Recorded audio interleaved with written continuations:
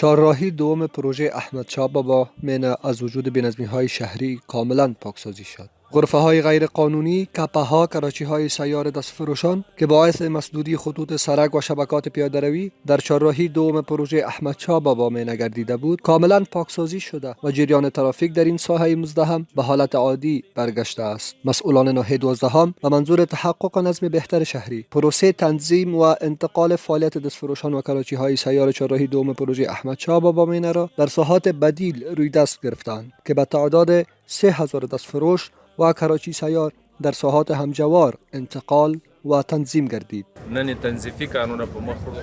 تاسې عملاً ګورئ چې دلته تقریبا 3000 دستفروشان و غرفې و غیر قانوني کراچۍ وي چې هغه موږ انتقال کړلې بدیلو ساحو ته، او اوس د دې په پاکسازي باندې لګیا یو، پاکسازي کوي. این ساحات میان کلینیک و آسیا مارکت، قسمت بالایی چهارراهی اول، عقب افغان رستوران و عقب تانک تیل احمدشاه بابا مد نظر گرفته شده است. شاروالی کابل با بینظمی‌های شهری و ازدحام چهارراهی دوم احمدشاه بابا مینه رسیدگی لازم نموده و مشکلات موجود با گونه بی پیشینه حل گردیده است.